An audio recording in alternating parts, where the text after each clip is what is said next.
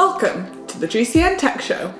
Welcome to the GCN Tech Show. This week we've got a jam-packed show. Despite the virus, there's loads of new stuff this week. We've got some outrageous new wheels from Corima, some ETAP integrated bars from Zipp, a new Sella Italia flight saddle, your upgrade, the Bike Vault, our main talking point, which is on future classic road bikes, and, well, loads more. Plus, I'm back from holiday. Last week I was on holiday, that's why I wasn't here. But I had a great time. So here's a quick montage of some of my best holiday moments.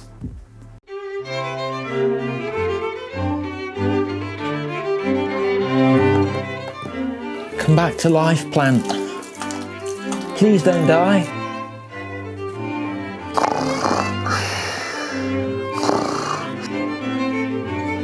I know. I'll go on the turbo trainer.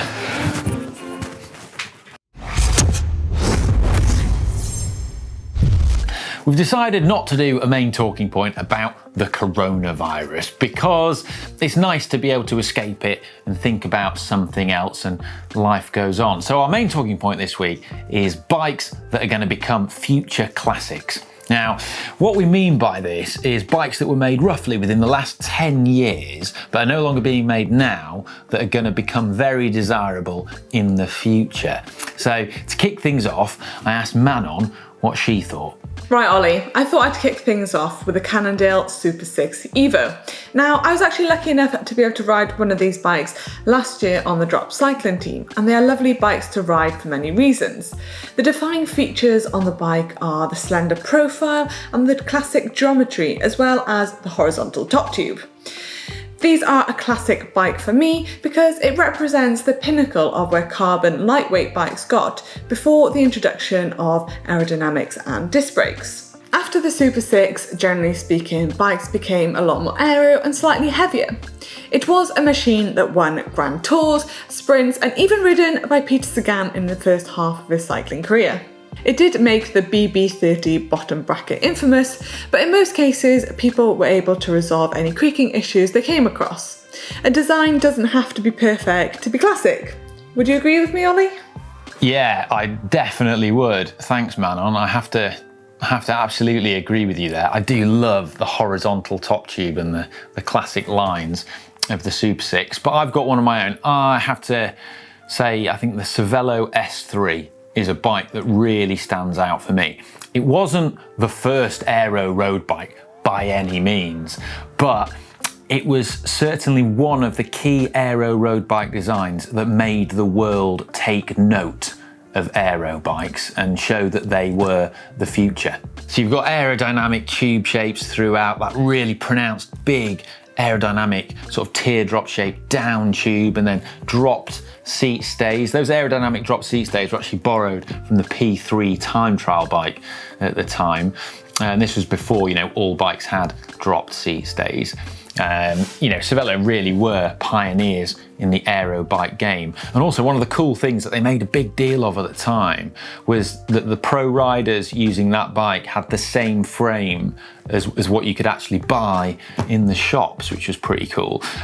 Prior to this, there was a thing where a lot of pros would ride like a customized special one-off frame. That might still go on now a little bit, but yeah, pretty cool. The S3 had internal cable routing as well, which in 2008 was a real kind of premium feature. And, you know, it's something now that we take for granted on bikes. And I remember first seeing it at the 2008 Beijing Olympics. It was being ridden by Fabian Cancellara, who stormed aboard it to get the bronze medal. And I remember him just like smashing past Andy Schleck thinking, what is that bike? And I tell you what, I think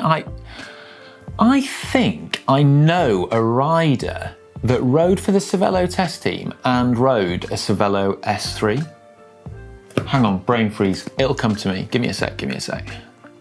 Oh, I remember. Yes, Emma Pooley. She rode for the Cervelo test team and rode an S3. She won the women's tour on it. Huh. Small world. My next choice is the BMC Time Machine TT bike. This design is, you know, well, it's almost 10 years old, and I remember when it was first wheeled out at the Tour de France in 2011 to be ridden by Cadel Evans, and they sort of pulled it out like it was this secret weapon in the final time trial. And it instantly made every other TT bike look antiquated. And he was up against Andy Schleck for the overall. And, you know, Schleck was under immense pressure to perform in that time trial. But you know, one can only imagine what seeing that absolute stealth bomber of a machine must have done for his morale, especially when he wasn't known for time trialing anyway.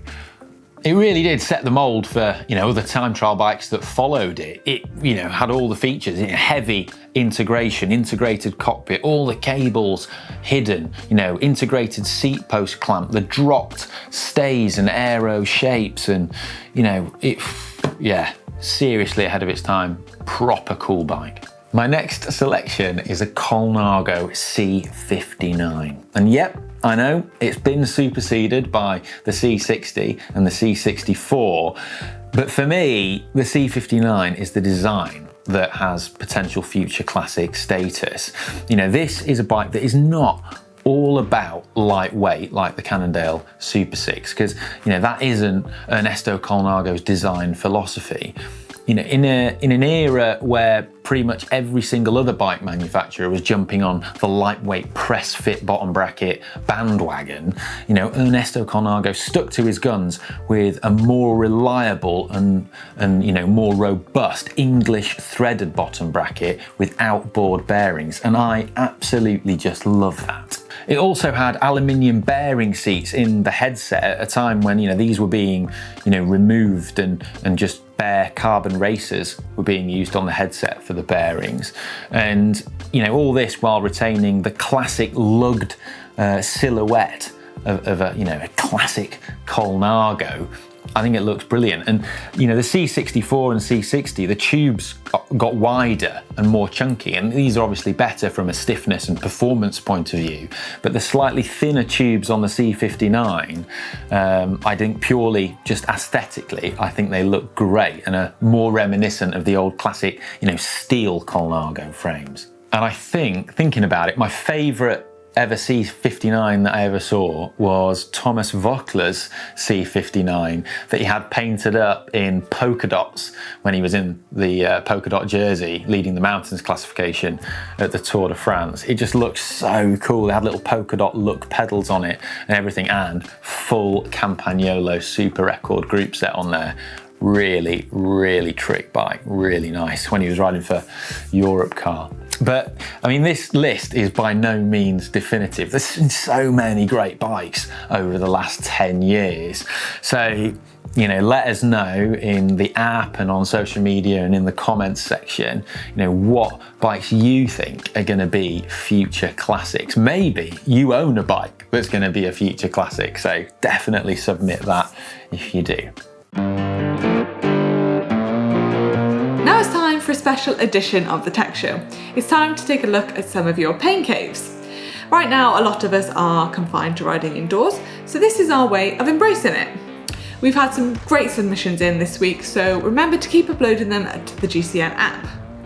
We're actually feeling extra nice this week, so we have decided to give away 2 GCN caps to those who make it into the pain cave section. First up, we have Gibson 1000, and he has replaced 3 apple trees with a whole building dedicated to the pain cave. Right, let's take a closer look. And as you can see, he has 3 screens on the go: the phone screen, the computer screen, and the TV screen. But all around, a very neat looking pain cave. Another thing you could do to improve is maybe get a fan. I can imagine it can be quite warm in there, so maybe invest in a fan, that might help. Next up, we have Matt Taylor, and he's a uni student and only has 1 room to work in, sleep in and train. Otherwise, he wouldn't have very happy housemates with bikes in the living room and Zwift on TV. So he's had 1 room to work with, and he has made it work. He's rearranged the room to make it around the turbo because, you know, priorities. And obviously you've got the bike bag packed away in the corner there. Hopefully we can all get them back out and go on our cycling holidays soon. But this is a very good setup, just being in 1 room. Well done, Matt. So, Gibson, the 1000 and Matt, please get in touch with us on Facebook so we can send you your caps. Thanks Manon, and thanks to you guys for submitting your pain caves. Keep them coming.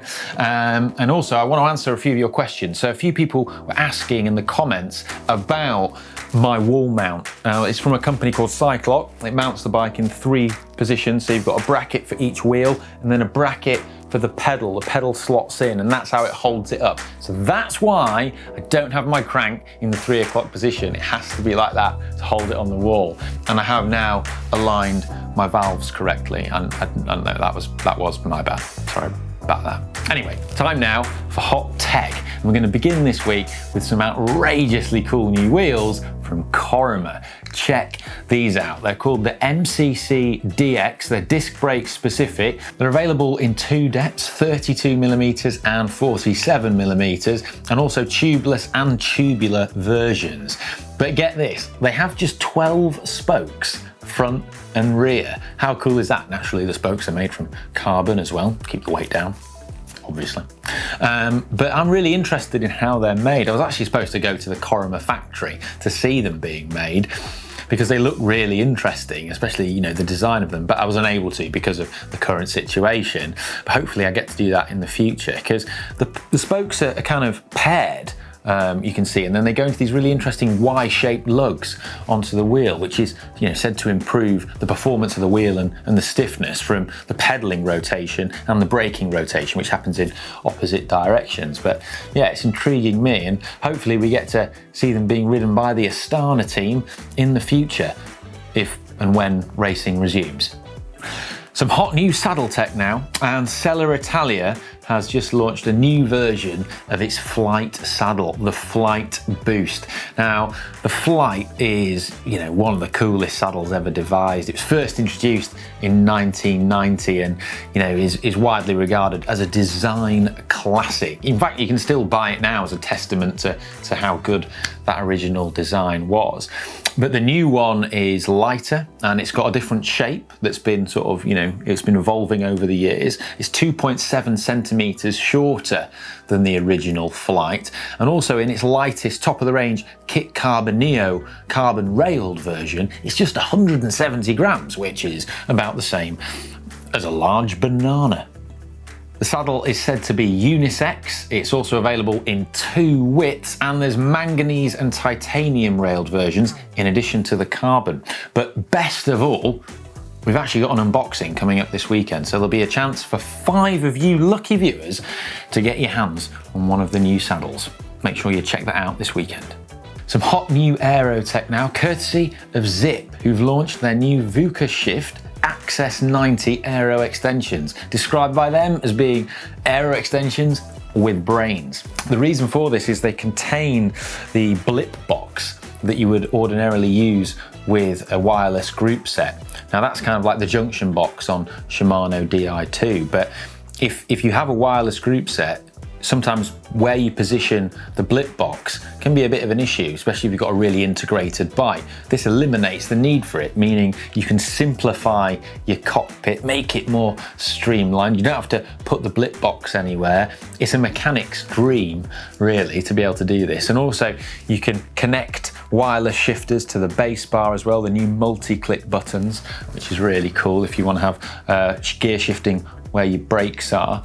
And there's also an integrated mount on the bars as well for either a Garmin or a Wahoo, whatever you use.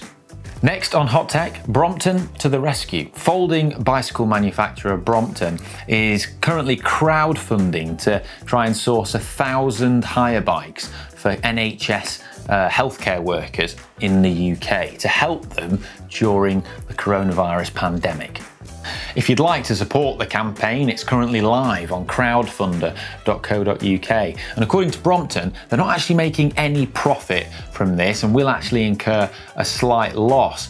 But they're determined to try and help healthcare workers stay fit and healthy, get to work via a clean and free mode of transport. And also it provides them with a mode of transportation that avoids them coming into contact with other people on public transport. And, you know, that's a situation where they could be, you know, contaminating and infecting other people or getting infected themselves. I mean, it's just another reason, isn't it, why bikes are so blooming awesome. Now, these Bromptons actually come in a really cool NHS colour scheme, which is white and blue, which I think is quite a nice touch. And then hopefully when this is all over and we're rid of the pandemic, the bikes are going to be retained as hire bikes, which can be used at a £1 hiring fee, and they're going to stay in circulation. So, you know, of all the bad stuff that's going on, hopefully there could be a silver lining to all this if it does help more people discover cycling as a mode of transportation. Finally, on hot tech this week, we've got some hot sunglasses tech. Now, as a general rule of thumb, if Peter Sagan wears something, then for me, it is pretty cool. And Peter Sagan is wearing these. They're the brand new 100% Hypercraft. The glasses are said to feature ultra carbon technology, and they have a frameless design which is said to be the lightest production glasses that 100% has ever made. Get this, right? Just 23 grams for those bad boys. Pretty impressive, isn't it? Right, more hot tech next week. It's now time for Screw Riding Upgrades by Upgrades, where you submit upgrades that you've made to your bikes or cycling lives for a chance to win the ultimate prize, a GCN cap or casquette, if you're French, or Hank. Now, last week I wasn't here, but I can have a look on the app. We had Julian Goulding's Hedge Find Restoration versus PZR Higgs Powder Coated Claude Butler. There they are. I'm going to vote. I'm not going to tell you who for. But the result is 51%. That's close. It was a close one last week. Julian Goulding's Hedge Find Restoration caps in the post. So get in contact with us on Facebook. Now this week, let's see what we've got. So this week's upgrades come first from Aaron Robertson, who submitted this rather cool Trek, right? And he said that he wanted a bike that was going to be a bit more rugged and a bit less attractive to thieves when he's commuting. Good strategy. I liked it. And he found this old Trek 700, which he liked because he said his grandpa used to have one that was the same. Nice, like that. And he stripped all the components off it and then sort of raided his parts bin to rebuild it. And he seems to have a rather fancy parts bin because he's put some Ultegra on there and also some Dura Ace bits as well. So he's got a Dura Ace, an Ultegra derailleur and chain, an Ultegra 36 crankset. Good choice crankset for a sort of commuter. And he's also got some Sora shifters on there, which, you know, he thinks he might upgrade those in the future, but they'll do for now. Yeah, it certainly will work well. It's a very good upgrade. I'm a big fan, but it's not going to be plain sailing because you're up against Mark Consiglia, who has pulled together this rather fantastic upgrade while making use of his time while he was confined to barracks because of the pandemic. Now, he said he's been working on this project a while, which is converting a 1980s old mountain bike into kind of like a drop bar gravel bike. Cool project, big fan. So this is what he began with, check it out. And then he salvaged a load of bits and he's completely repainted the frame, serviced the hubs, trued the wheels, and check this out. He's got this really cool pearlescent paint job on there with, you know, nice metallic gold details. That is brilliant. I love little bits of gold on the stem and on the seat rail clamp, and then just behind that lugged section, just behind the seat post as well. Really cool. And I have to ask, are you a Leeds United fan? You've not put it in your description, but you've put LUFC on your bike. Dunno. Well, if you are, it means you're probably Northern, which is good. I'm having some tea. Right. Well, two brilliant upgrades. It's not down to me. It's up to you guys. Vote in the app. Who wins a cap? You decide. Now it's time for the bike vault, my favourite part of the show, where you submit pictures of your bikes and I vote if they're nice or super nice. And if they're super nice, the bell gets rung. Now, I did some research on this bell, and this is actually a sheep's bell that they used to wear around their neck, but now it's used in the GCN Tech show. So, if you do disagree with my judgments, you can have your own say by voting on them in the app.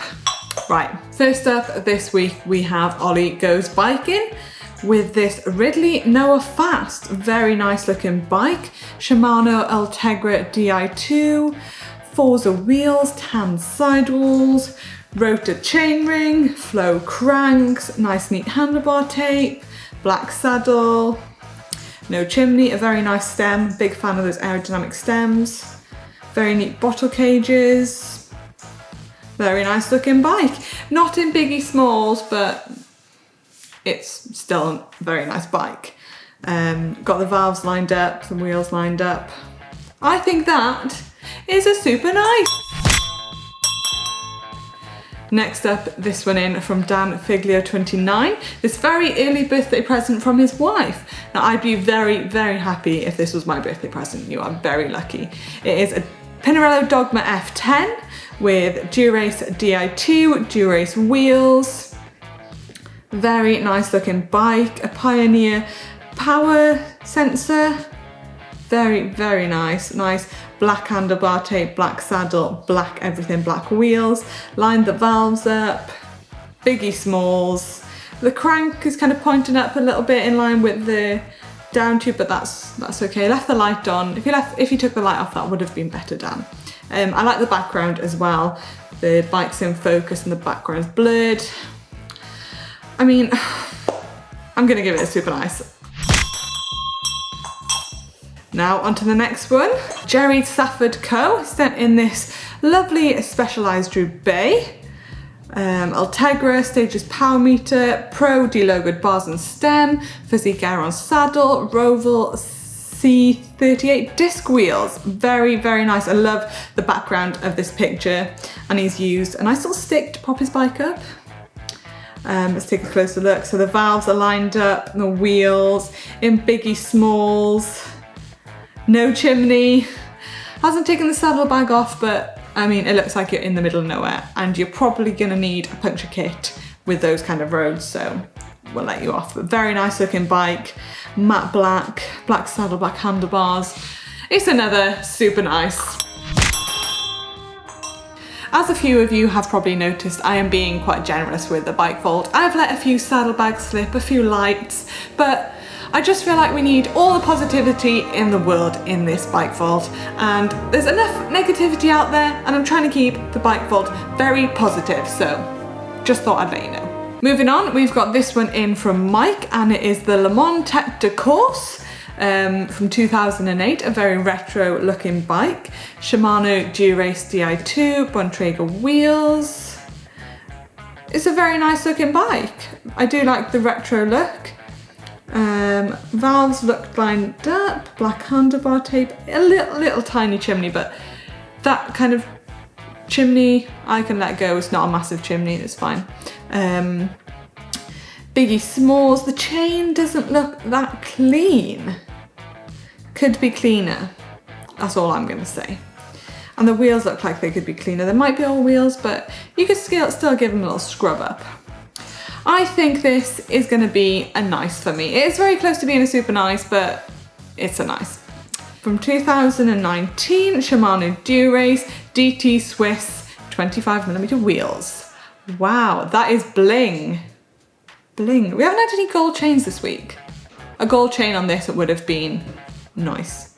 But I do like this paint job. I think it is a custom paint job on there in a very gold metallic colour. Very nice. I do like the matte black seat post and stem. Nice handlebar tape on there. The valves are lined up. Oversized jockey wheel. Little Pioneer power sensor. Left the saddlebag on, but it's quite a neat saddlebag, nice and tucked away like that. Very nice. I mean, I'm gonna super nice this because I don't see any faults on it. So that is the last super nice of the bike vault this week. Don't forget, if you do disagree with any of my judgments, but please don't, you can vote on them in the app. So the last super nice of the bike vault for this week.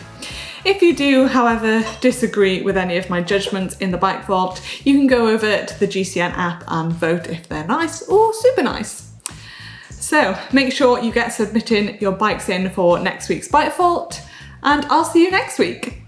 Thanks for the Bike Vault, Manon. Now, unfortunately, it's now time for the end of the show. But if you've enjoyed the show and you like what we do and you'd like to support the channel, then give us a thumbs up, give us a follow. And if you're wondering about my rather cool Park toolbox that I've had nonchalantly in the background there for you all to notice, that's because Park Tool kindly have sent me a full, complete toolbox with all their tools in so that I can continue to do, hopefully, some maintenance content for you from my quarantine zone. So if you've got anything that you'd like me to do, like any maintenance job that you'd like me to try and show you from here, then let us know in the comments. I mean, oh, it's so cool. The only downside is that I've got to give that back once quarantine and lockdown ends, which is a bit of a shame. It's every kid's dream, isn't it, to have a full, amazing toolbox. Thanks for the Bike Vault, Manon. Now that's all we've got time. Oh, thanks for the Bike Vault, Manon. Now that's all we've got. Oh. Thanks for the Bike Vault, Manon. No, that's. Thanks for the Bike Vault, Manon. Unfortunately, that's now. Oh.